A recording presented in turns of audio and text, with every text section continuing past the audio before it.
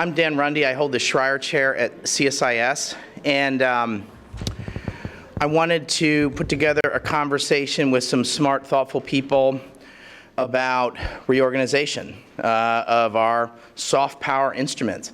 My view is that there is some energy that needs to be thought about, and we're going to have to work with.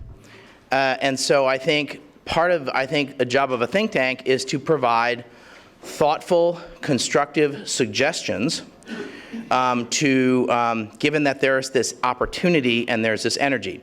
I have historically at CSIS stayed away from org chart questions. I think there's a little bit of catnip in the development community there's sort of Rubik's Cube conversations about how can we, I've not found them very interesting, but I'm now been I think the circumstances have presented a real opportunity. So this is a real opportunity, and so I don't think the options are to do nothing, and I don't necessarily think the options are to go into sort of a defensive crouch, if I can put it that way. So if you are on my mailing list, I think you're seeing I'm writing a lot more and doing a lot of events. Well, that's the reason is because of that. So we have some very thoughtful people with a variety of perspectives. And this event is on the record. I wanted my friend and mentor, Andrew Natsios, who I do not think needs an introduction to this audience, who is the former aid administrator. AID has written a number of very influential articles, including a very important paper at the Center for Global Development called The Rise of the Counter-Bureaucracy, but also has authored an interesting proposal with also former aid administrator Brian Atwood about how one might reorganize. Is here with us, and so I wanted to take advantage of his presence. He was here yesterday, and I said, well, Andrew, we're doing this event. Could you stay a little longer and be with us? Because his visits to DC aren't as frequent as I'd like them to be. He's at the Bush School and doing really well, and I'm sure he would tell you that to come to Texas, and they're doing really fabulous things at the Bush School. I know that's true. And then we're going to follow with a panel with folks who've got a lot of experience, and I'll introduce them afterwards. But I really appreciate all the panelists being here and bringing a lot of years of experience and thoughtfulness to these conversations. So, Andrew, I'm going to give you the floor, and you have as long as you wish. And if you want to take a couple questions, that's fine. Thanks for being here, Andrew. Please come on up. Thanks, Andrew. Thank you. Thank you very much, Dan. You know it is my habit not to read things because I can entertain you more if I say outrageous things, but right now we are at a moment that I'm not going to do that. I've written my talk and I'm going to read it. Hope you'll not be bored. There are no jokes in it, so I'm sorry you may fall asleep, or any stories either. I'd like to thank CSIS and Dan Rundy for organizing this very timely workshop on the reorganization and rethinking of the U.S. government's foreign aid program. The election of Donald Trump to the presidency sent shockwaves through the U.S. government and around the world. Some have decided on the left to be part of a so-called resistance. No one should associate my remarks today with that resistance. I wish to have nothing to do with it.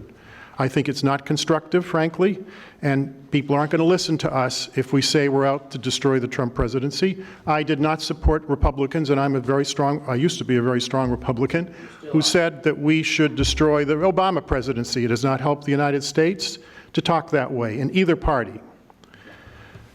I hope Donald Trump does succeed, even though I disagree with him on some initiatives, and I signed some letters last year which no one will ever let me forget. That's fine. Okay, we are at a historic moment in the history of the foreign aid program of the U.S. government. A 31% cut proposed by OMB are draconian, to say the least. But far more important, in my view, is not the budget cut. It is the reorganization of the management of our aid programs. Management of foreign aid programs does need reorganization and reform, which is why my friend and colleague Brian Atwood and I recently published an article in on foreign aid reform for Foreign Affairs Journal last year, before we knew who the president was written long before we even know who was going to be nominated, actually. We stand behind our proposal, which was to create an independent Department of International Development to centralize, consolidate into that department all the development functions, and then decentralize power and decision-making to the field offices. AID used to be the most decentralized agency of all aid agencies in the world. It is now probably the most centralized. But it does not appear the administration is considering such an option. Dan published a wonderful article, essay on the various options for reorganizing foreign, which I commend to you. Budgets can increase and decrease fairly rapidly. In fact, I have a chart in my pocket of where aid funding has been since the program was created in the Marshall Plan. And it goes up and down from year to year, I mean, by large amounts. So the cuts can always be restored. In fact, they will be restored. I don't care what anyone tells you. We will have a foreign aid program, a robust foreign aid program, because we're a great power. We're the third largest power in the world in terms of geographic size, let alone our economy. It's still 18% of the global economy. We are in the world whether we want to or not. I'm a little interested that the explanation for the cuts in the State Department budget and aid budget were we're not going to have as many wars in the future. And then the same day, the President ordered the Secretary of Defense to come up with a plan to destroy ISIS. And that's what's called a war plan. And he's considering sending more troops back into Afghanistan. We should never have withdrawn those troops the way we did. In my view, it was a disaster, which is why the Taliban controls 43% of the country right now. We need to do what we did in South Korea and have a permanent presence both in Iraq and Afghanistan. Those decisions are behind us, however. Okay, it is likely that Congress will restore much of the budget, but not all of it. There will be cuts. I frankly could sit and make a 10% cut and it would not have enormously damaging effects on our aid program. It might even help in some cases. A lot of decisions on budgets are made politically in the past and in the future by both Democratic and Republican administrations, and in my view, sometimes unwisely. Even some of the increases have been unwise. There are rumors, there are more than rumors, that there is a plan afloat to close perhaps 50% of the USAID missions abroad and cut staff in some of the central bureaus by 50 to 75%. We went through a similar aid reorganization exercise in the 1990s, and the decision was made for a reduction in force, a RIF, of the career staff. I think about 400 senior career officers were retired forcibly. And we closed aid missions. Brian Atwood, he didn't do it voluntarily. He did this because he didn't have much choice, because of the OE accounts being cut. The tendency will be for everyone, executive and legislative, to cut the OE account. In my view, that's damaging the guts of our aid program, because you need people to spend the money competently. You know what's happening now? I don't know if you know, 60% of the officers in aid, Foreign Service, have under 5 years experience. Many of the senior officers who have a lot of experience, who know how to do development, are retiring. Do you know what this debate is having an effect on? They're all retiring. We will have an agency with 90% of the staff with 5 years experience. You can do any change you want to. If you damage the career service, you're going to damage our capacity to spend the money wisely and to intervene around the world. If you force all our career senior officers in the State Department to retire, senior diplomats, I've worked with them. They're very competent diplomats. You force them to retire, you're going to be damaging our capacity as diplomats around the world. And I was a diplomat for a short time. So we should understand there are consequences to even this debate the way it's occurring. Okay. I suggest to you today that if these cuts and reorganization decisions are made imprudently, they will be restored in later years, but at great cost in institutional cohesion and effectiveness. The damage done institutionally to aid in the 1990s took many years to repair and severely hampered our early efforts in Afghanistan and Iraq reconstruction. The only way, actually, we brought a huge number of people back from retirement. You know, we had several officers in their late 70s go to Iraq, some of whom had serious health problems, but they went and they took the risk of going. They were running by Baghdad. The mayor of Baghdad for 2 years were aid officers, essentially running the functions of the city as a city manager. I'd like to answer 4 questions this afternoon. 1, what are the challenges and threats we face abroad? 2, what should the mission statement of AID be? Third, what evidence do we have that development programs actually work? And fourth, how should our foreign aid program be organized for success? The threats facing America can be divided into two categories, those based on nation states and those forces which function outside borders, across borders. The nation states which pose a risk, everybody knows what they are. They're Russia, China, North Korea, and Iran. You can debate to what degree they're threats, but they are clearly not where we are in terms of their, I think Russia's the most serious threat. I think Governor Romney was correct when he said that in 2012. I dismissed him even though I was working for him, but he was right.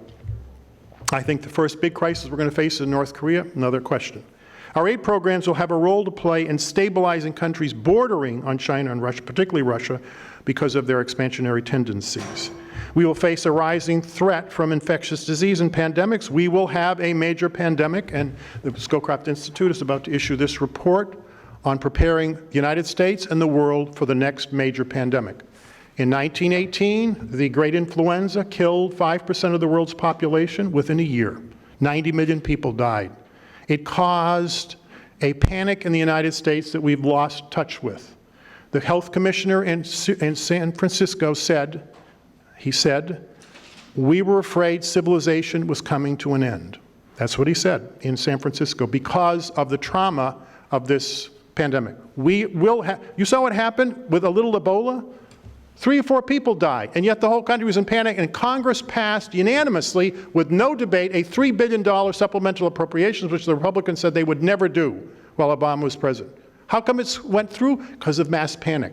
You think mass panic is bad after 3 people die? What if 50,000 people die in a pandemic in 6 months? You watch panic then. It will affect the economy in a profound way. We are not prepared for it. The best place to combat a pandemic is not at the borders of the United States, they're at the source. And 75% of all pandemics in the last 30 years are zoonotic diseases that make the jump into, and then mutate into people and are easily communicated from one person to another. What's happening now because of deforestation, urbanization, globalization, the migration crisis, civil wars and population growth in poor countries, and the changing diets of people. They're eating more protein, there's more animal husbandry has a profound effect on the risk of pandemic disease.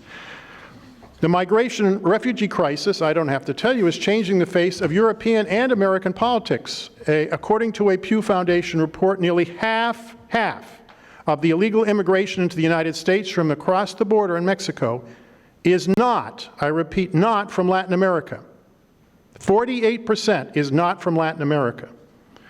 What's happening in our border we don't even aware of. I visited the detention centers along the border last year, and there were 150 Somalis in the detention center who illegally crossed from Mexico. I said, what are you doing here? They said, well, we came from Somalia. We came through Africa to get here. A lot of them didn't make it. They died along the way. But there is a mass movement toward the border that has nothing to do with Latin American immigration or Mexico. Mexico is not in control of it. I've been down in Panama recently. They're worried that there's going to be a major pandemic because they're carrying diseases with them. They're worried in Panama and Central America about pandemic diseases coming with this mass migration. Are we thinking through how to deal with that? What's the one agency, or the two, PRM and DACA are the two agencies that can deal in the short term with these migration issues. In the longer term, development is necessary. We as Americans are not worried, but the fact is that we have to increase at the minimum the world food supply by 50% in the next 33 years. FAO says it's 100%, AID says 70%. It's a range, we don't know for sure, but the estimates are, I think, solid that there's going to have to be a lot. Do you think we can increase commercially in poor countries the world food supply by that level in 33 years? There is no way it's going to happen. One of the motivations between both parties supporting President Obama's agriculture initiative and aid, Feed the Future, I might add that's a bad title for it, but let's put that aside. I supported that, and I support it now, and that should not be cut. There is a lot of evidence that the world wars were caused or driven by food, obsession with food by Hitler and by the Japanese in the 1930s. And that is, I'm not going to get into that here now, but to suggest that food is detached is just a humanitarian issue. It is a geostrategic issue of profound importance. We may be the most powerful food-producing country in the world, but that doesn't mean our allies are, because they're not. And when countries countries which large land armies cannot feed their own populations, they do very bad things. I could think of other issues, such as illegal narcotics trade, money laundering, human trafficking, theft of intellectual property rights, trade in weapons of mass destruction, and radical terrorist movements, all of which are challenges to our national interests. 4 of those can be dealt with and are being dealt with through development programs. We don't have a development agency that can deal with it. We're going to have problems. We'll have no instruments or control, even if all of the programs don't work all of the time. Now, let me be a little critical of some things that were done in the Obama administration. The mission statement of USAID was rewritten by Raj Shah and the NAID leadership to focus the agents exclusively on ending extreme poverty, a very constraining issue. Most career officers in aid who talked to me, both in office and retired, said this is a very bad idea.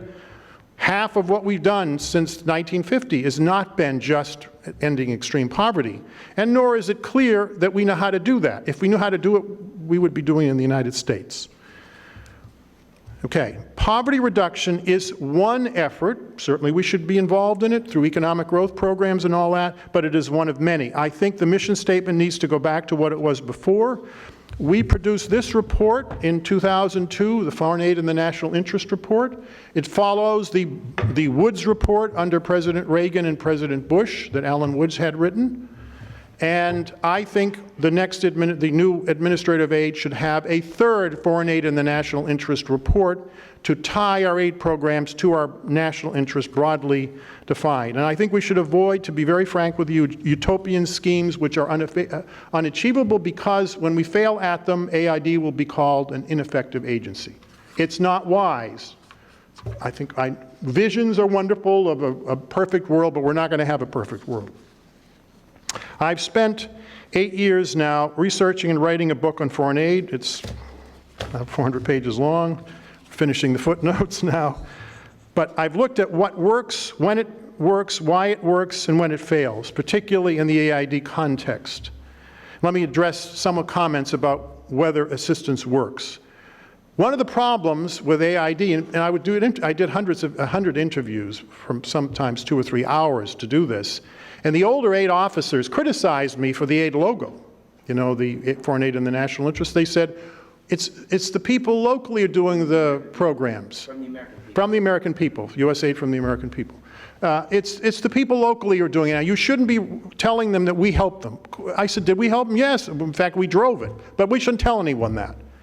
There is a cultural aversion in AID and NGOs to tell people that the aid programs work, because they like to say it's the local people who are doing it. Now, we need them to help and to lead, but to say that we are irrelevant in the process means we're wasting a lot of money. If they can do it themselves, let them do it themselves without us. But they can't, the reality is. And so there's a problem simply reporting what we've done over the years. We have not reported because there's career officers don't want to talk about it. They think it's counterproductive to development theory, and I understand what they mean, but are the success stories there? Yes. South Korea was the poorest country in the world in the 1950s. It has the 13th largest economy in the world today. No one thinks of South Koreans as acutely malnourished. A third of the country was acutely malnourished in 1958. A third of the country. People were stunted on a large scale in South Korea. You'd never know that now. You know how long it took to succeed in the transformation? It took 18 years. President Park told the CIA station chief, my uncle was the station chief for the CIA in the mid-60s. He didn't tell me this, he's dead now, but someone said, have you seen the dispatches? Your name is in them. I said, who? Nick Natsios. They said, that was my uncle. He said, you should see some of the stuff he writes. I said, is it good or bad? He says, good, about AID. And I don't think he wrote this particular story, but President Park told the station chief, if there's a coup attempt, he is going to take the 30 USAID economists and shoot them all, because he's fed up with them sitting in his cabinet meetings giving him orders as to what to do. A little arrogantly sometimes. But Trump, but he, Park liked the general theory of it. He embraced it. He used his discipline. He was ruthless and brutal, but it succeeded. And we didn't know, this is most important, we did not know until 15 years into it that it was succeeding. So when OMB says, or the Congressional Oversight Committee say, or the IG says, we need quarterly indicators of institution building and successes right now. We want them the first year. And if you don't get them, we're going to take the money away from you. South Korea would be like North Korea if that had happened in the 1960s. We didn't have any of these institutional constraints then. I could go through a lot of other examples. At least a dozen countries are first world countries now or have developed because of AID's intervention in a direct way.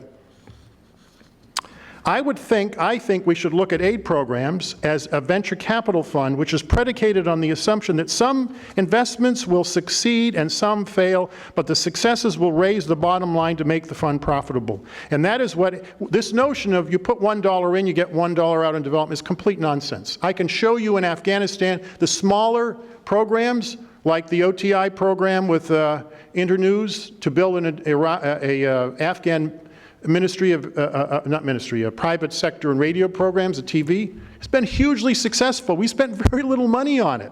The Pentagon spent $200, according to David Rhodes, New York Times correspondent, who did a lengthy report on it for the Kennedy School. And he said AID spent a small amount of money, had a huge success, and DOD spent $200 million. It was all wasted. It was a disaster. Money is not the object. Some things work, some things don't. You need to give a little discretion to the officers to make the distinction between what works and what does not work. The larger question is, does it work at all? Yes, it does work, but not all the time.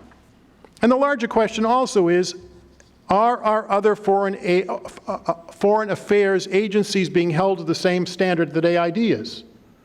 Does anyone ask, does DOD always win wars? I mean, I don't think we won the Vietnam War, I'm sorry.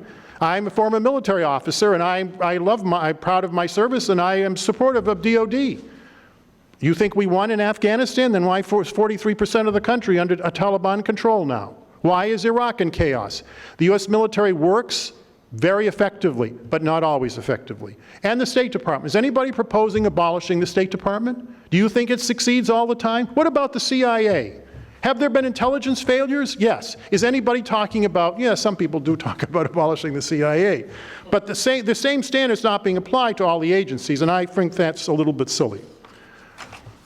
The federal government is a human institution constructed by people who are flawed, and they make mistakes, and we fail sometimes. Okay, let me make some conclusions, though, about what we know. Aid programs fail when there are few, if any, competent local partners to work with. You cannot impose development from the outside. 2, there are 3 demands being made of AID since the early 60s, and Joseph Kraft wrote an article for the Harper's Weekly in 1962 saying AID has failed. It was a year and a half old. It has failed. That's what he said. What Washington demands, he says, because this is the theme of my book, is visible, rapid, and demonstrable results. They want results in a year, and that's what they expect. Congress expects it, the White House expects it, state and DOD expect it. I'm sorry to tell you this, but there's absolutely no literature in development theory or practice that says that development is principally visible or principally quick. Institutions are what development's about, and institution building takes a long time. That's the only way to make these programs sustainable, is institution building. Private sector, public sector, nonprofit sector. It takes a long time to do that. The time horizon for AID programs has shrunk the closer AID has been drawn into the State Department orbit. And I've tracked this over a 30-year period. Our programs during the Cold War were 10 to 20 years. There are no 20-year programs in aid now, none. In fact, there aren't even 10-year programs. You can see a contract for 5 years or a grant for 5 years, but the aid officers tell me every year F and OMB go over the results, and if you can't show a result, they say, we'll move the money somewhere else. That, by the way, that's an enormous waste of public money. If we had done that in Korea, South Korea would look like North Korea. We spent $6 billion in 1960s dollars in Korea. Okay, if aid is folded into state, the failure rate of programs will accelerate based on a lot of the research that's been done, not just by me, by other people. We are now reaping the benefit of USAID programs run during the Cold War, one of which is the Green Revolution. Do you think the Green Revolution was done in 2 quarters? It took 30 years. 30 years. And it is one of the greatest success stories of AID in its history. Okay, development requires relative stability and security to succeed, which do not exist sometimes in the environments. We have not mastered how, in the middle of a war, a civil war, where anybody we work with has their throat slit overnight, which is what's been happening in the Pashtun area where we work in Afghanistan. People wonder why we're not successful in the Pashtun area. I ask the question, why did the State Department and DOD make a decision, which they did. I've now tracked it. I have quotes and I have evidence. They made a decision in 2011 to focus 80% of the $5 billion massive rise in aid spending in the Pashtun area. I can tell you, I could have told you before they made the decision that was a waste of money. Why? Now we're losing control of the rest of the country. If we had spent that money in the non-Pashtun area, we could have gone to the Pashtuns and say, you know, if you were a little bit more cooperative, you would look like the rest of the country now. Okay, what do we have now? We have all the money misspent in an area of the country that's the most unstable and hostile to our presence. Okay, Dan Houdnig is a professor at SAIS down the street.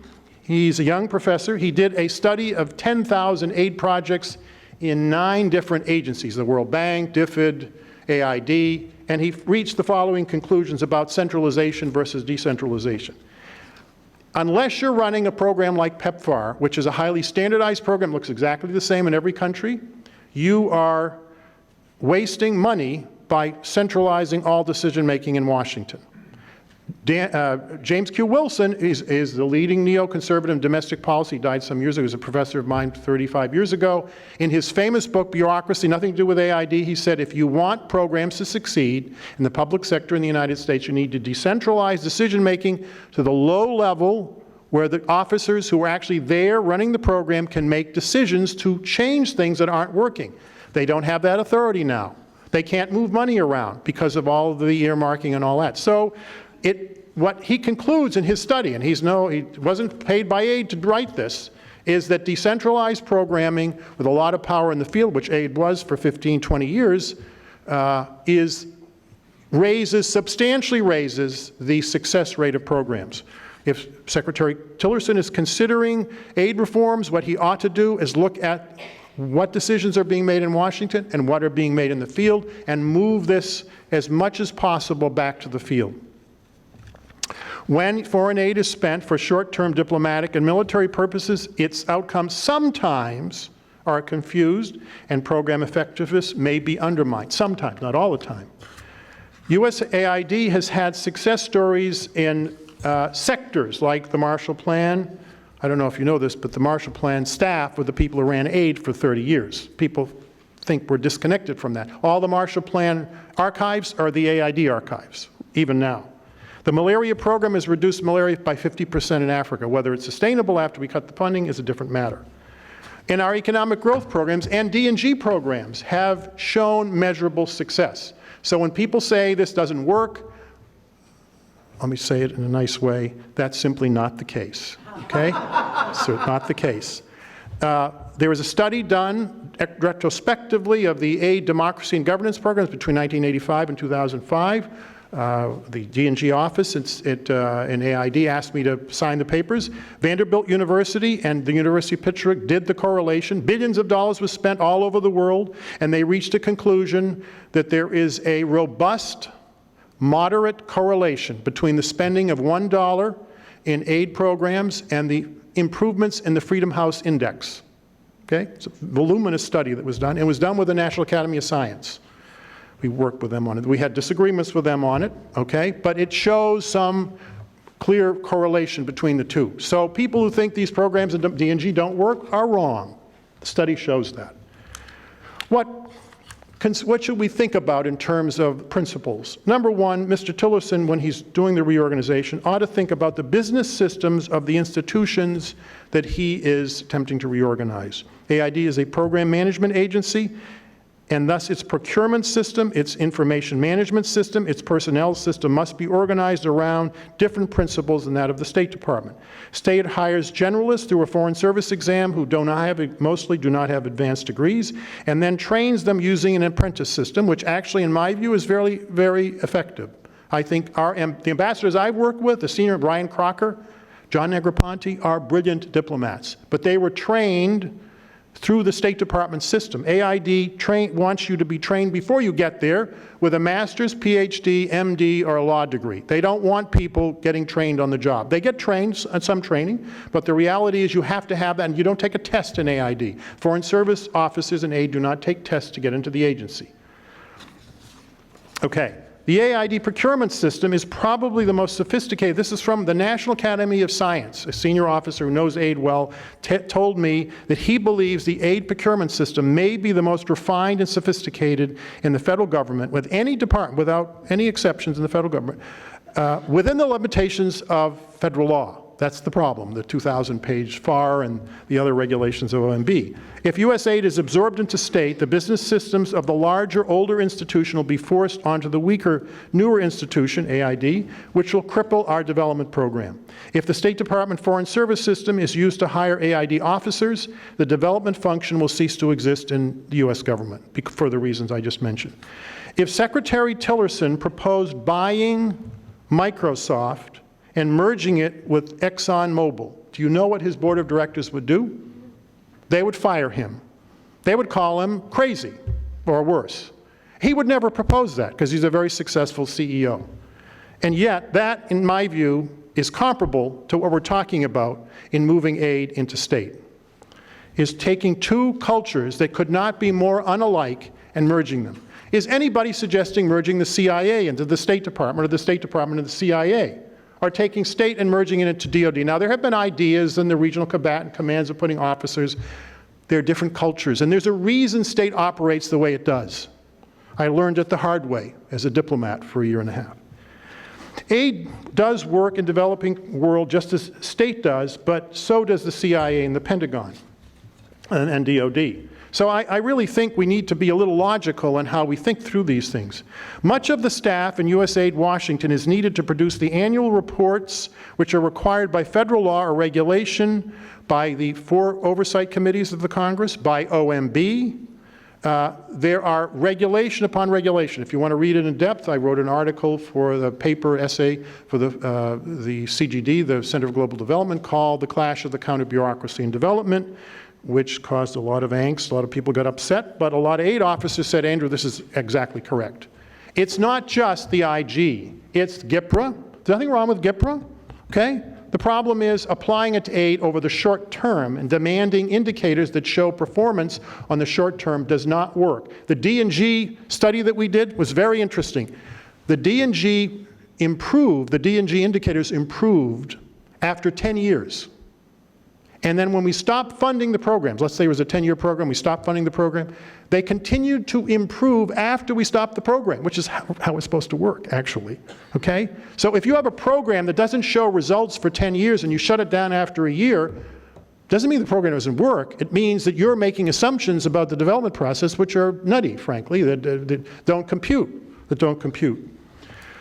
The paperwork demands on Aid Washington are enormous. Much of the staff is answering congressional correspondence, writing reports for the oversight committees, and complying with GIPRA, and there's an annual evaluation you have to do of every program for OMB. I mean, I can go through the list. It's endless. It's endless. Secretary Tillerson is considering organizing the State Department exclusively around the regional bureaus. He's having long conversations with Kissinger. Kissinger is a realist who believes that the nation state is the essential way of organizing our diplomacy. I understand that. State regional bureaus have traditionally been very powerful in the region, and their central bureaus weak.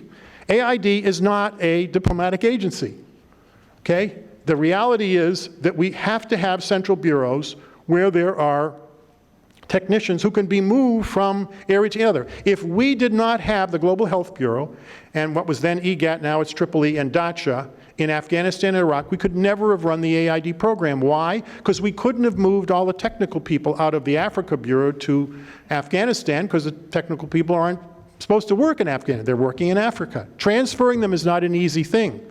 So when you have central bureaus, you have flexibility to move those technical people to whatever region of the world becomes a problem. And I want to just say something here. The notion that the United States is good at predicting where wars are going to be is utter nonsense. Look at the last 117 years. Did we know World War I was going to take place, or that even we were going to participate in it? Did we know the Korean War 10 years earlier was going to take place? Even the Second World War, we thought we were going to stay out of it until Pearl Harbor took place. You go through all those wars. We don't know what's going to happen. We need a flexible institution that can move resources around fairly quickly and fairly rapidly in order to deal with the contingencies that take place that are not on the time horizon that we have. Okay, my research shows, it's very interesting, that sector earmarking, which has now paralyzed the aid budget, because they're triple counting now. They're triple counting this. In order to meet the earmarks, they're triple counting the same amount of money, 3 different earmarks. Which, I mean, I think that's preposterous, but that's going on, okay? But what it shows is the more AID is drawn into the State Department's orbit, the more earmarking the Congress does. And I've asked people in Congress, why? Why are they doing all this earmarking? They said they don't trust the State Department to spend the money on the programs that Congress wants done. Even the conservatives in Congress support certain programs. They don't want the money spent elsewhere.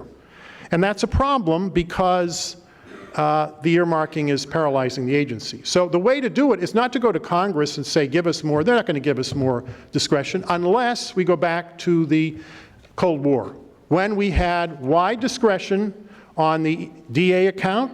It wasn't earmarked by sector the way it is now. Richard Nixon started doing that in 1969. And I think that if we have a much more powerful DA account with no earmarks that's protected from any State Department oversight, and then we have an ESF account that's the political program that state wants. During the Cold War, they would tell us, this is the country we want you to spend the money in with the ESF money, and we would do it, as long as you let us run our long-term programs through the DA program. Okay, finally, institution building should be returned to the center of what AID does for work. And it should, and I use this term carefully, we should abandon utopian schemes that don't work, that are going to put us up for failure, and that are not connected for American national interest. That doesn't mean we don't work on poverty. There is a way to deal with poverty through economic growth, but it is not easy. Let me conclude by one quote from Alexis de Tocqueville, who wrote Democracy in America. Disturbed the number of students at Georgetown and at Texas A&M that have never heard of Alexis de Tocqueville. I know most of you have heard of Democracy in America. I think it should be required reading. De Tocqueville wrote that democracies are particularly weak at managing their foreign affairs because they cannot write a coherent strategy over a long period of time. Why? Elections interfere, politics interferes, while monarchies and aristocracies are more disciplined and consistent in pursuing their interests over the long term. We proved Alexis de Tocqueville to be wrong during the Cold War. We had one strategy for 70 years, even though there was iterations of it, and the Soviet Union fell. Not entirely because of us, but we contributed to it mightily. I would like to prove him wrong again, that we can carry out a coherent, I'm not suggesting we have a monarchy or an aristocracy. It's a little old. But Putin is beating us to death in foreign policy, and he's a weak state. Why do you think he's doing that? Because he's been in office 18 years, he has all the control, and he can make decisions that are carried out over a long period of time, and we're not capable of doing that. My last sentence, incremental change is to be preferred over sweeping change in public policy and management. So if they're going to make changes, which I think they need to do, they need to get congressional input and interest group input, and they need to do it incrementally, slowly, so they don't damage the systems that already work. Because if they do that, we are going to regret it. Thank you.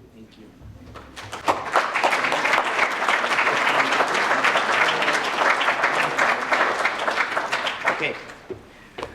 I'm calling an audible. We're going to extend the conference by 30 minutes. I hope you all are going to stay because I really want you all to stay for the panel as well. Thank you, Andrew. That was great. Thank you. I'm going to have my panelists and friends and colleagues please join me up here. So Rodney, Don, Beth, Diana, Jim, please come up here.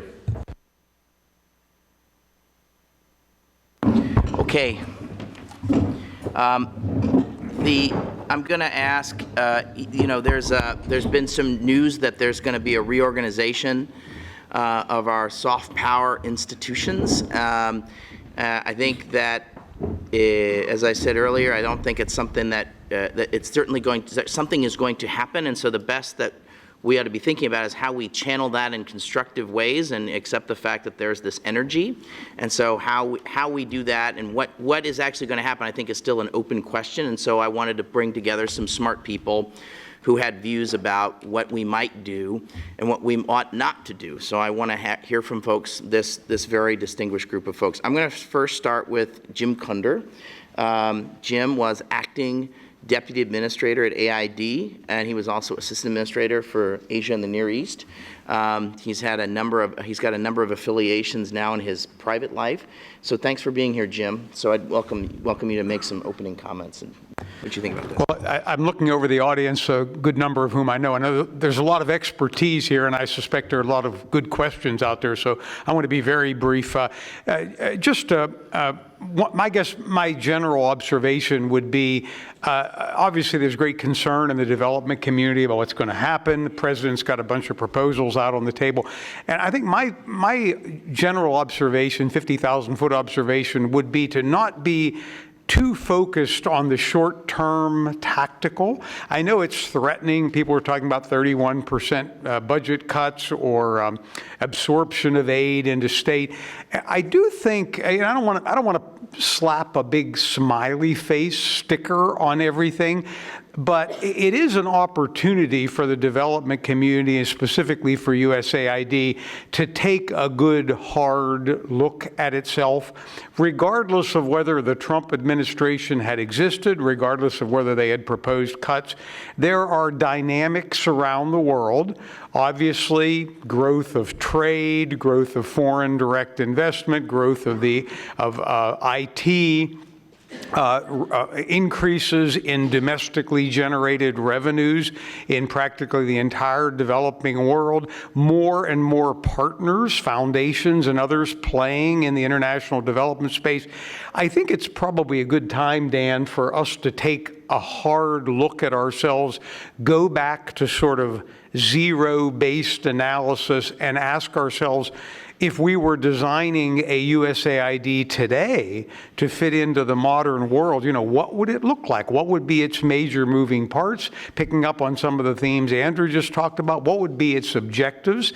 And frankly, what would fit with the zeitgeist, the spirit of the times?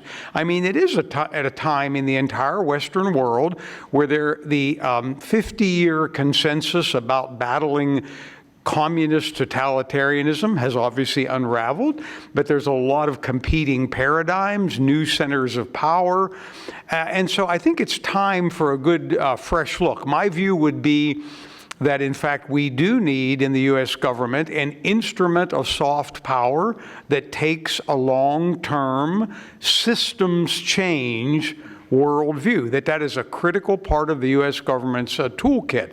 But I would ask those questions, I think, of ourselves in the development community in a deeper way and not get ourselves all turned around the axle fighting the specific tactical situation we face right now. Thank you.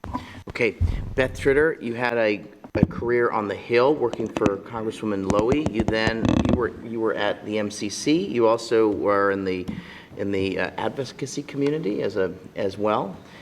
So thanks for being here. I'd love to hear your thoughts on this. Thank you. So as usual, I agree with everything that my colleague Jim has said. And I'll only add, that whenever you talk about structural reform, it's very scary. And it's been very scary for quite some time. And the debate over structural reform is not new. So this is not something that just sort of popped up as a surprise over the last couple of months or weeks. This is something that people have been working on for decades. And in fact, there's been a lot of momentum, I would say an increasing momentum around structural reform in the sort of current development advocacy community that started at the beginning of the Obama administration and sort of worked its way through. One of the reasons why those things haven't happened, why all those sort of good ideas there haven't been put into practice, in part is because, there's a lot of inertia to keep things going the way that they're going. And it's very scary as soon as you start trying to move things around to actually get to a place where people can agree that the outcome is going to be better than what we have now. So I think that what's less scary than the notion of change itself is the notion of unprincipled change. So I think before we even talk about what the boxes are, we have to talk about what the principles are. And for better or for worse, I think many of us who've been in this business, so to speak, for a long time are fully bought into the premise that this is important, and we're fully bought into reasons why it's important. We've sort of absorbed that. It lives within us. And I think we're dealing in a world right now where those premises aren't universally accepted. And the first step to having a principled discussion about this is to accept that other people don't accept that they're universally accepted. So we really need to take a look at our issues and look through the lens through which other people are looking at them right now. And whether that's the America First lens or another lens, we actually need to put ourselves in the shoes of the folks who are actually going to be in a position to make this structural change and try to figure out how what we think is so important comports with their worldview. And maybe it will and maybe it won't, but I think if we don't even try, we're going to have a really hard time achieving any sort of structural change that will make things work more efficiently, but that will preserve the fundamental principles of development as a discipline, of U.S. internationalism, of a robust U.S. engagement in development that we all hold very dear.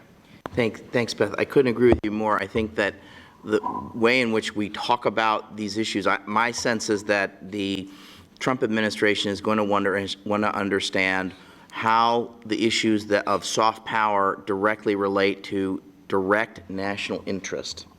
So I think I completely agree with your point. Thank you very much. Don, thanks for being here. You were acting administrator at the end of the Clinton administration. You were a foreign service officer. You were mission director in Poland. You were a partner at Booz Allen Hamilton for a number of years. You wrote an important and influential report for Secretary Rice on reorganization options in the run-up to the so-called F process in 2005. I still have a copy of it. So thanks for being here, and I'm really glad you're here in Washington. We've missed you, so nice to have you back. Thanks, Dan. Happy to be here. I'd like to build on the comments of the first two colleagues, but take it in a direction that I'm sure many in this room will not agree. I think that in some ways the discussion around development is too small. What we really need to be thinking about is our engagement in the global environment. It's not just AID that has assistance programs. It's not just AID that interacts with the important bodies of other governments and their institutions and their people. So why focus talks of reorganization on poor old AID? Let's take a step back and think in a much broader way. State needs some attention. MCC should be included. Department of Energy has an assistance program, and many other departments have what they call cooperation programs, which are part of the U.S. government's global engagement. Andrew and Brian have called for our Department of Development. Development seems to be a dirty word in some ways to people here in this town. It really is, how do we engage and how do we use the instruments of soft power, and there are many of them, in ways that are more relevant in today's world.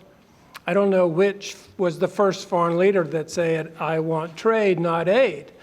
And there's a lot to that.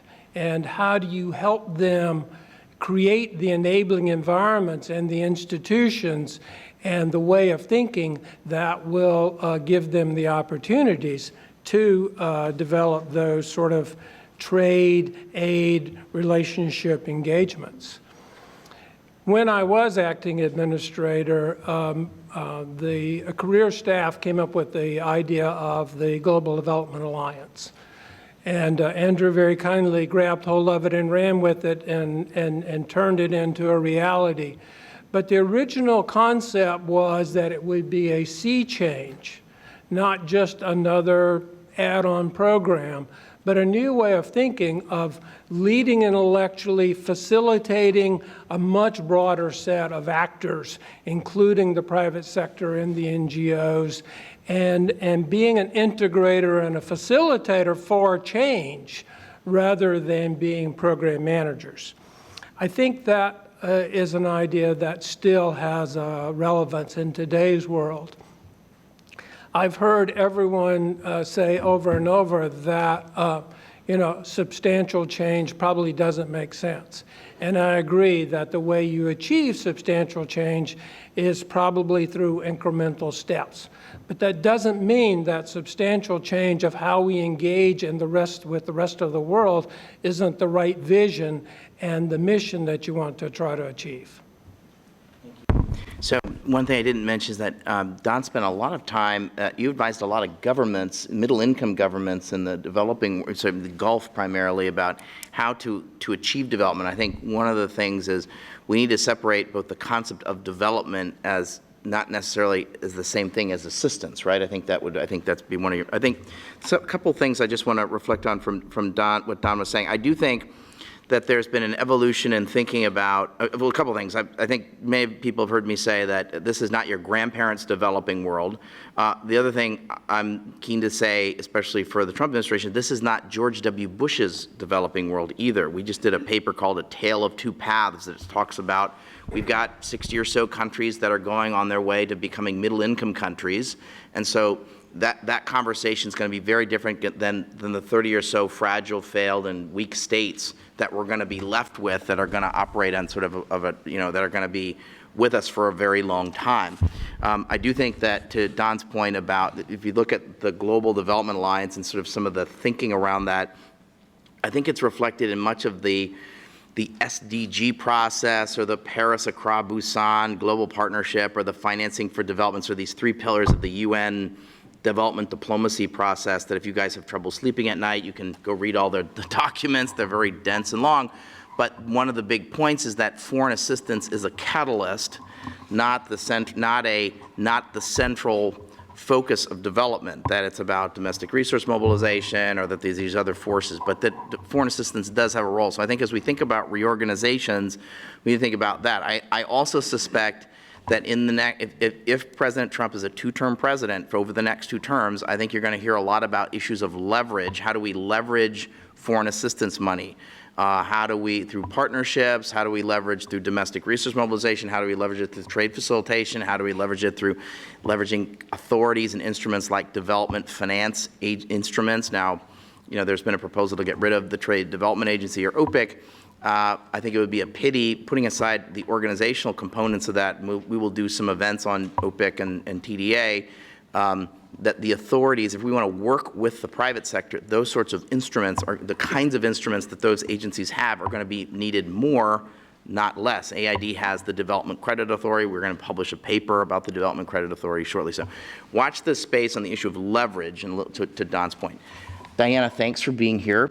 When I think of Diana Olbaum, she's an affiliate here at CSI. Thank you for doing that. Had a wonderful career and was very influential staffer for Congressman Howard Berman. And I think it's fair to say, Diana, you were the architect of a very important attempt to try and rewrite the Foreign Assistance Act in 2009. And was someone who was an important player on the Hill for a long period of time on development. So I'm really pleased that you also worked in the Clinton administration at AID. So thank you for being here. Thanks so much, Dan, for your kind introduction, and to Andrew for an excellent keynote address, which I really appreciated. The only thing is, I am a little bit at odds with the purpose of the panel that I'm sitting on. And that is because even though I agree with you, it's inevitable that we will be having this discussion about reorganizing the foreign assistance agencies, I'm not sure I agree that it's my job to help them do it, because I'm not sure, I know that I don't think it makes sense to do it in the ways that are being considered. And if you compare it to something like healthcare reform, I'm not for repeal and replace. And I'm fine, unlike Andrew, with being part of the resistance. So I'll just say a few words about where we stand now. First of all, development is a discipline. It is a separate skill set, it's a separate time horizon, it's a separate culture, and we have to respect that. That's not to say that everything that developmentalists do is right, is working, whatever. Our first job needs to be to figure out what the problem is, agree on what's going wrong, instead of just wiping the slate clean, and my apologies to Jim, starting from the bottom, from a zero-based budgeting.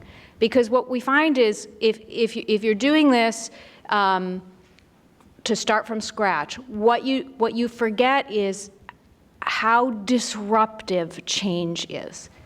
And having a new org chart to make it look pretty on a piece of paper so that all the lines match up and there's no overlap and duplication, this affects actually people's lives and people's work, and they spend years worrying about this. And we saw this throughout the 1990s while there were rifts at USAID, there were talks of a reorganization. We can go through the whole history of the last attempt at reorganization. And basically you have years where nothing got done because everybody was arguing about who they worked for and what they were supposed to do and where they sat and where their office was. And I don't think we can afford that kind of a waste of time.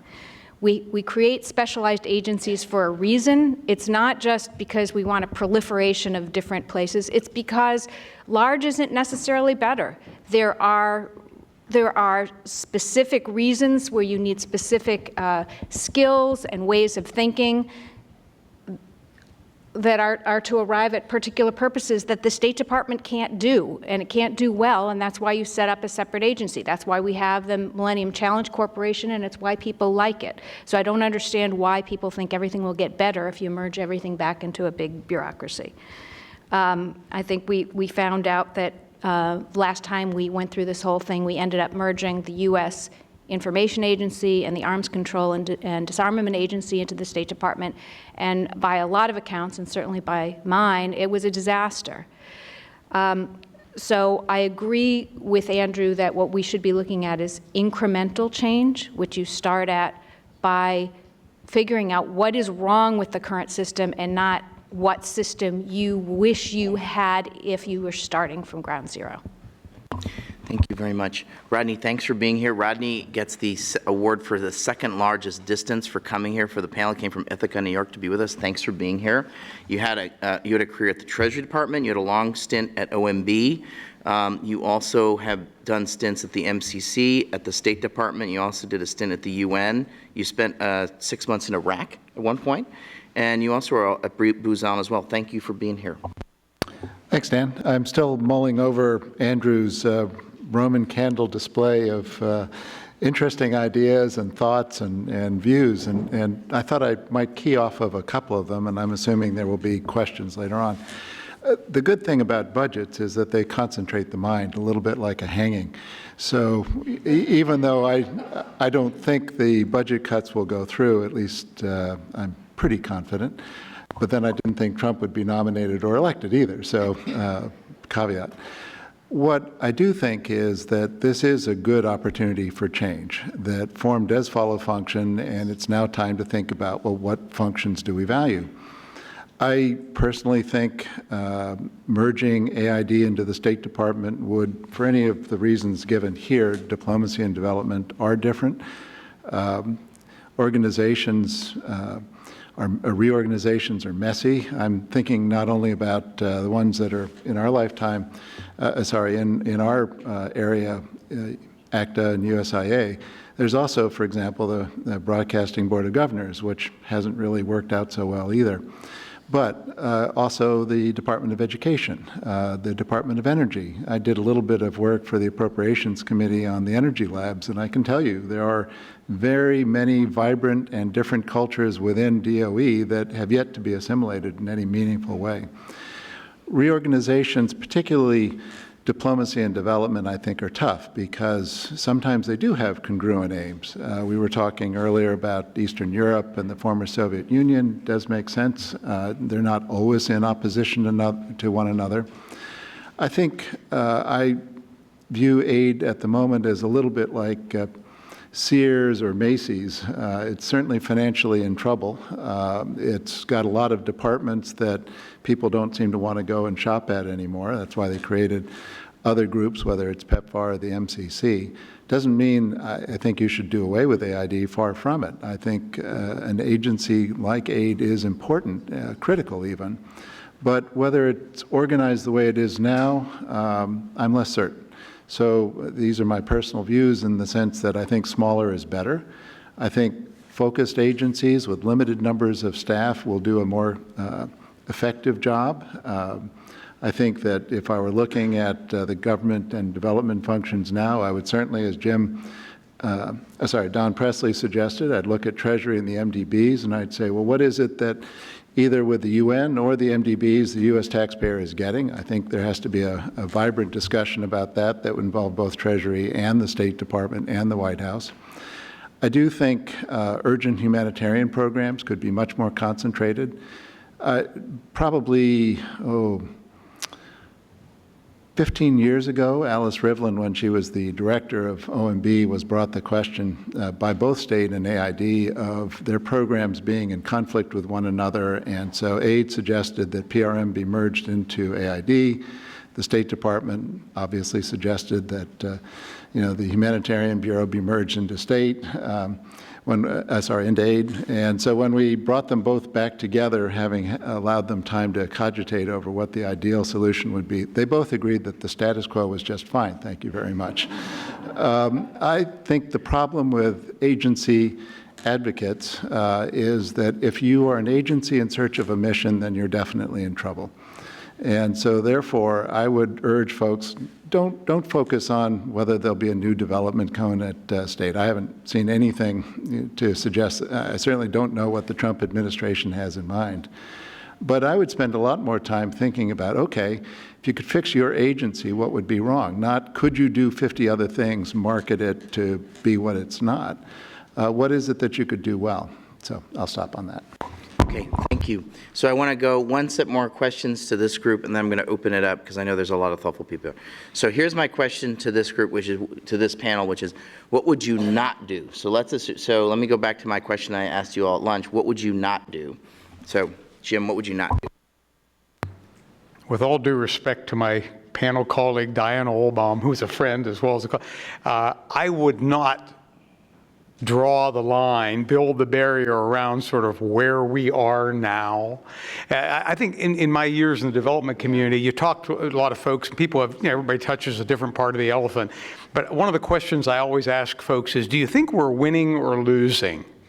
And I'd be perfect, I think we're losing. Losing in the sense that compared to the picture Andrew was drawing of where the U.S. development enterprise was 30 or 40 years ago in terms of impact, independence, ability to go where the problems were. I mean, the program is earmarked by the Congress in excess of 100%. It now reports to the Secretary of State. It now, instead of running 80% of the U.S. government foreign aid effort, now runs 38% of the U.S. government's foreign aid effort, counting DRL and AFRICOM and everybody else. It's got a proliferation of competitor agencies. The enterprise seems to me to be diffuse and unfocused. So I would not try to draw the line in the sand and say, leave us alone. That's why when I started off, I would argue the only thing I would say, Diana, is, the only thing worse than the self-imposed chaos of change is to have somebody else cram change down your throat. And that's basically the position the development community has been in the last 30 years. So I would say it's time, again, leaving aside the specific tactical issues that the Trump administration has put on the table, I think it is an opportunity to say where we would like to go, but I wouldn't draw the line here. And if you give me, can I have 30 more seconds? Yes, so I have the answer on how aid ought to be organized. I've been accused of many things, but not being opinionated is not one of them. So I think you need really an aid that has 3 bureaus in it. One is the Bureau of International Cooperation, because I don't have to tell this group. I mean, 90% of the resources flowing to Africa today compared to 90% of the resources in 1956 were ODA. Today, 90% of the resources are, trade, foreign direct investment, and self-generated revenues. So about a third of aid, one of its three bureaus needs to be focused on partnerships, not just public-private partnerships, but public-public partnerships, South-South partnerships, so the Partnership Bureau. Second is, no matter how you look at the world, obviously there is enormous erosion of development progress because of conflict, terrorism, extremism. So you need a bureau of battling the real crises issues around the world that would cooperate with the Department of Defense, State Department, and so forth. And then the third bureau is basically a version of the laboratory. I mean, we still, this may be a harsh criticism. I hope I won't offend anybody. But sometimes the sectoral programs of USAID operate as though it's still 1956, and what we're doing in health or education in Malawi is really the game in town.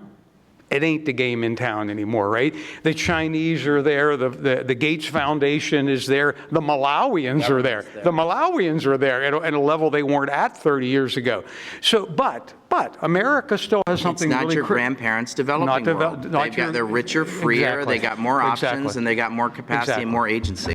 But America still has a comparative advantage to bring to the table, and that is as a global laboratory for high-tech solutions that could have catalytic impacts in Malawi, even though the money we bring to the table is only 2 or 3% of the money. So that's my three-bureau future, but don't try to defend the way it is today. So I'm going to suggest you as aid administrator, Jim. I'm sure they're waiting for your nomination. I'll look forward to that. Thank you. I signed one of the letters, too. Oh, God. Okay, so this is like a confessional. Okay, so Beth, what would you not do? So I would not let budget cuts drive a reorganization. I wouldn't, say, okay, here's the top line number, so now where can we go cut? And, and now let's figure out what makes sense given the constraints that we have. I think you can do a really good job with a small amount of money, although a large amount of money is better. And I think you can do a really poor job with a large amount of money. And so I think you need to separate the budget conversation from the structure conversation in large part. But I would sort of turn that on its head and say, in order to enable a real principled conversation about how not to let the budgets drive the structural reform, the development community needs to be willing to ask itself the really tough questions about whether our value proposition and our current way of operating and budget are actually aligned, or whether there are some fundamental misalignments that we need to be able to admit and work through. Let me just take advantage. I'm going to ask you, Diana, and Rodney this question in addition to what you wouldn't do, which is, what should the role of the Congress be in this, having spent a lot of time on the Hill? Should a reorganization seek some sort of approval from Congress? Should the Congress hold hearings on this? What should Congress be doing about this? So I think when we think what I'm hearing a lot of right now, and I think what we've always heard a lot of, especially when certain sectors and programs are under siege, is that we're going to go to this congressman or this senator who's going to save us, or this staffer who's going to go to Ivanka or Jared, and if we talk to them, we can just explain them and we can reason, right? That's the other one, right? And I'll refer you to a really good article from the New Yorker a couple of months ago by Atul Gawande, who was talking about this culture of heroism in the medical profession as opposed to incrementalism, and it was sort of the value proposition of incrementalism. I would say that we've lost sight of the value proposition of incrementalism with respect to engaging Congress. You can't always go back to the same heroes who are going to save us from destruction. And if we ignore the opportunities that are out there to educate and engage across Congress, new members, old members, members who have a specific interest that we can broaden, members who've never been interested who might be able to be interested, I think we're really doing ourselves a disservice. Okay, thank you. Okay, Don, what would you not do? I would not focus just on AID. And let me quickly say, it's not that I don't think it's a very important agency. I think it has, over the years, proven that it has the ability to respond to change in ways that no other agency has been able to do, whether it's responding to the fall of the Soviet Union, responding to droughts in Africa, responding to the need for democracy. It's been the agency that has stepped up to do that. But I think that we don't want to get trapped in the issue of how to reorganize, with all respect to you, Jim, AID, because then that's where the attention will be. The issue is, what are we trying to achieve now? And the one reason that it is less important is because it's been successful, along with a lot of other factors. But the world has changed. There are not as many countries in dire poverty. There are new ways of dealing with pandemics and other kinds of issues. We need to take advantage of that and be the agency that helps advance those in new and innovative ways, rather than being stuck in the program mode that Jim talked about of the 50s, where we do little aid projects that nobody else cares about. Okay, Jim, I want to take advantage of, sorry, Don, I want to take advantage of your presence here. So you spent, I don't know, 8 years in the Gulf working with middle-income and upper-middle-income countries, helping them think about sort of their development strategies, if I can, broadly speaking, sort of how they're going to be even more prosperous and diversify their economies.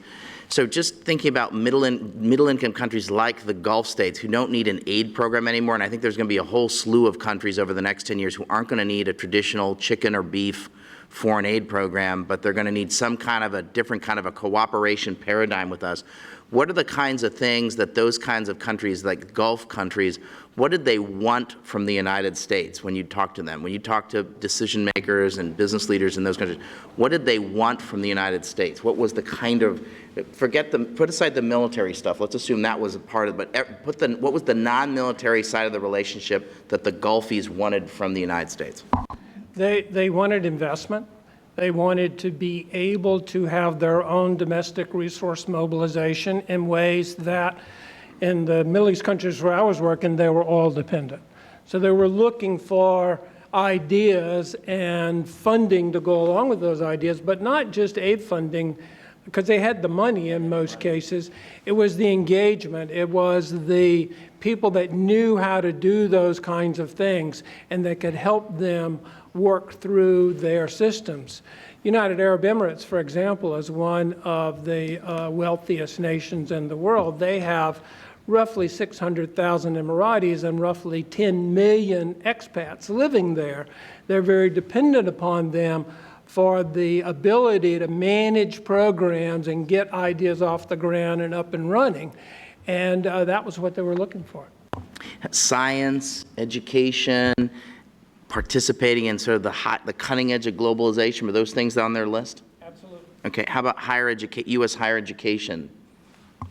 Well, not so much any longer, because what they were trying to do was to bring it to them. So in Qatar, for example, they have University City, where they have 11 American universities with campuses there so that they don't have to come to the U.S. any longer. It's still a way of engaging and informing them and teaching them American values, but it's not like it used to be.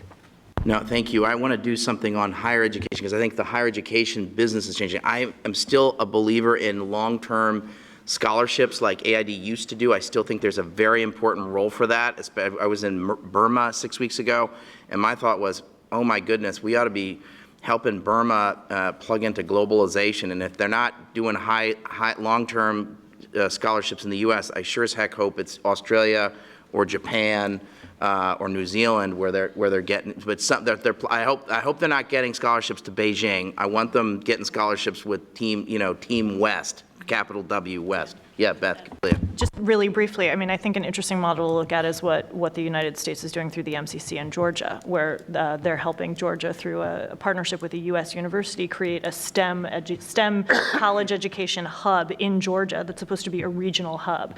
So it's not that they need to ship everybody out to Western countries necessarily, and they're actually attracting people from the region and outside the region and helping the country build that capacity themselves. Not your grandparents' developing world. Richer, freer, more agency, more capacity, more options. They don't have to work with the gringos. They can take their business to the Chinese. So, Diana, what would you not do? A, so what would you not do if you were doing a reorg? And then B, what role should the Congress have in all this? Okay, so the first thing I would not do is assume that organization is the problem. Because so many of the problems come from earmarks, directives, regulations, the whole way that we spend money and oversee it. And those things will be the same regardless of how you organize your agencies. And that's the exact reason why you have to engage Congress. I'm not saying that they have to, you probably don't want them to design the organization, because that's probably a disaster waiting to happen.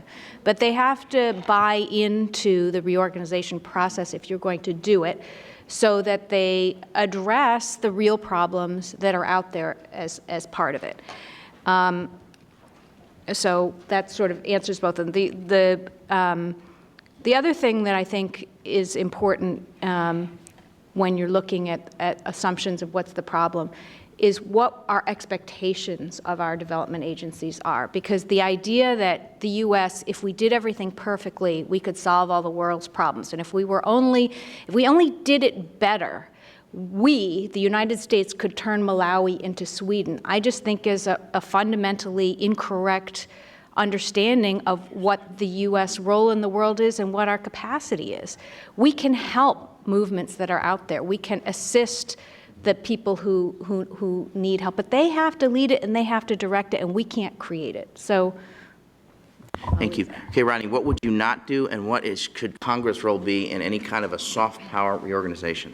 Well, I certainly wouldn't do a sweeping reorganization of moving aid into the State Department. I think it would be chaotic for any number of reasons. I can just watch Foreign Service officers jockeying to, well, I want to do this at State, and then Foreign Service officers at aid saying, oh my God, I'm never going to do that. I spent 6 months in the Deputy Secretary of State's office trying to coordinate things where there were common interests like IT. I can't tell you the number of meetings where aid and State would come in and they'd say, well, we're going to have to RIF 400 people in order to get the funding to buy a better IT system. And State would say, well, of course they have to be aid people, and aid would say they have to be State people. So in short, I wouldn't spend any time on that. I do think Congress is going to be involved willy-nilly whatever you do.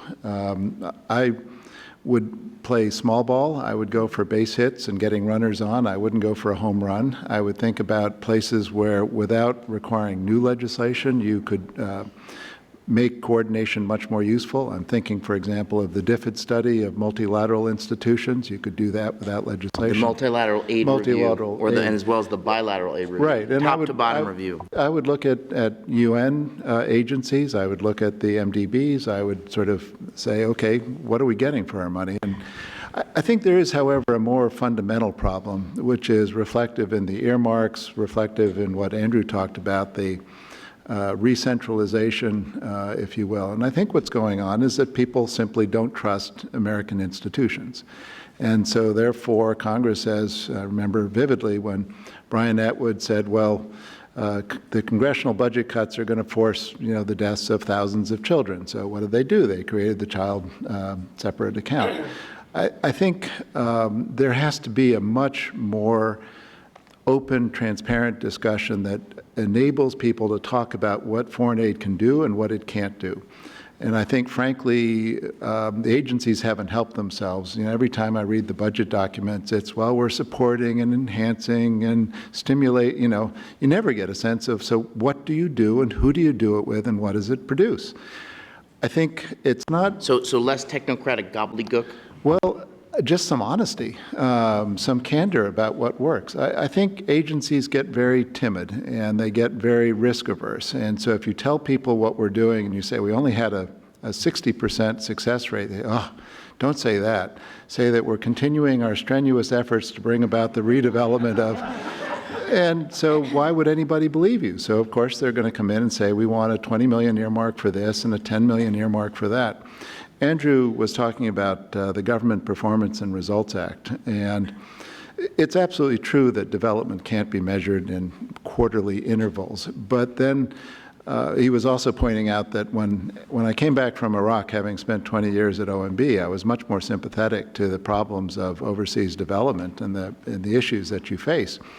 I think part of the problem is that people don't experience those kinds of things, so they can't explain it, so therefore they do a really lousy job of it. You certainly can't sit here in Washington and opine. But what does happen, you're on the appropriation committee, you're having to make choices. You're at OMB, you're having to make choices.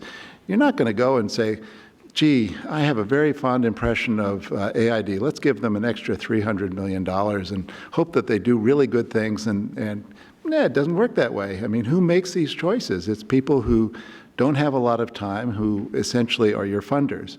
You wouldn't go to an investor saying, well, I'm going to give you a business plan and a value proposition if you just give me a couple $100 million, and I'll come back to you in 6 years and tell you what I've done with your money. I mean, it doesn't work that way. So the agencies, I think, across the board have to do a significantly better job of explaining what they do. Fair enough. Okay, you all been a patient audience. So questions, this gentleman here, this gentleman here, this woman here. So Mike Rohit, quickly, buddy.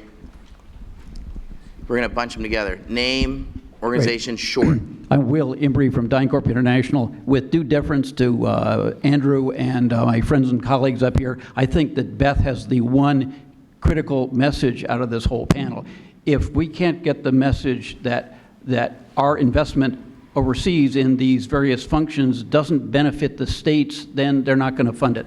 So we can't explain... Doesn't benefit the United States. The United States. If we can't explain while investing in the public health system in Liberia or Colombia is not going to protect the people in the U.S., if investing in food in Africa isn't going to prevent mass migration north, if trying to end corruption in Central America doesn't keep people from moving north, they're not going to help us. Yep.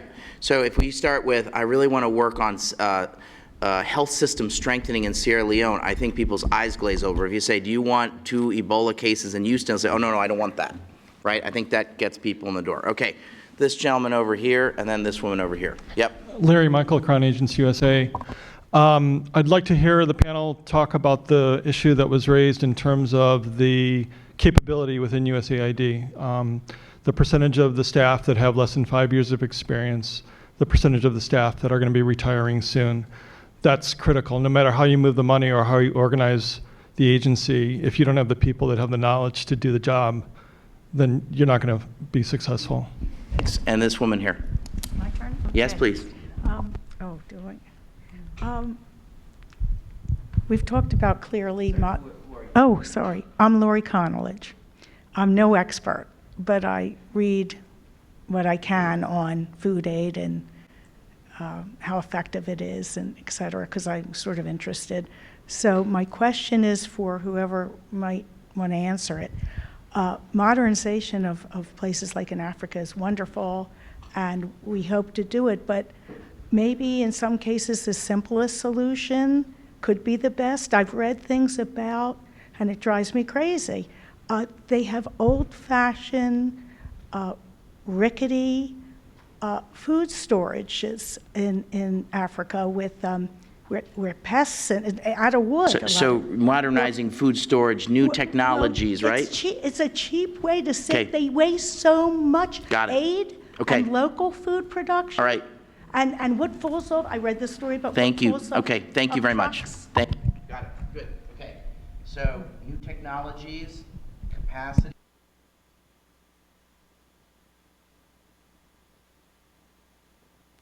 I just want to, well, in the interest of time, on the staffing issue, Dan asked us the same question. What would you not do during an earlier, smaller group session? And my answer at that point was I would not let the budget axe fall on the staffing at USAID. What I'm afraid of is that now I'm really focusing on the tactical, but let's say the Congress takes seriously the Trump administration budget submission. What I'm afraid of is the education folks around town are going to fight for education. Democracy folks around town are going to fight for democracy, et cetera, et cetera. And it's really going to be easy to cut the OE, the operating expense, the staffing issues at USAID. And I think you're making a really critically important point. If you really want to do good development, it's probably better to have 10 USAID technical experts in Malawi programming $5 million, and then it'd have $10 million in Malawi, but nobody to talk to the local people, nobody to do serious monitoring and evaluation. So I think you raise a really critical point. You know, the U.S. development community went through a disastrous downsizing in the early 1990s. It took years of Andrew's leadership and decades to rebuild that staffing capacity. So maintaining that core staff is a critically important part of this discussion. Beth, any of the questions or comments? I mean, I would just say very briefly, I think that that USAID has done a very good job of combining, and as have other development agencies, of combining the sort of more simple approaches and more innovative approaches.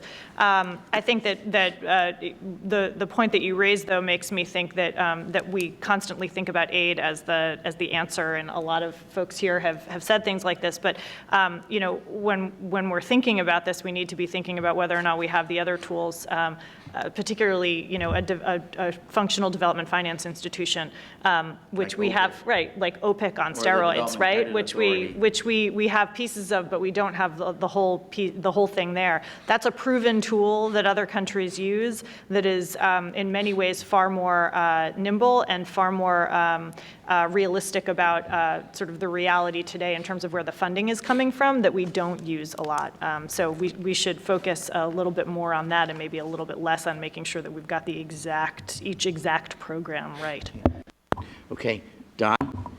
Yeah, on the staffing issue, I think it really flows from what the U.S. government and the current administration thinks is the core function of AID, and what role, what skills, what responsibilities they should be carrying out going forward. Because if you don't focus, you're going to scatter yourselves too far. On the use of simple tools, I think you're right. I think innovation actually has a lot to do with things that aren't high tech. And we've seen some great examples of that. So the USAID lab, the ways of getting these ideas out into the developing world are all part of what AID can do. Thank you. Okay, Diana? Yeah, I agree with what Jim and Beth said about the workforce and USAID capability. We're in this anti-government mood. We're at a very big risk that that's the account that gets cut the most, and that that could make people dislike aid even more than they do now, because it will be, you know, money that's not being properly overseen and more prone to errors. It's just a recipe for disaster.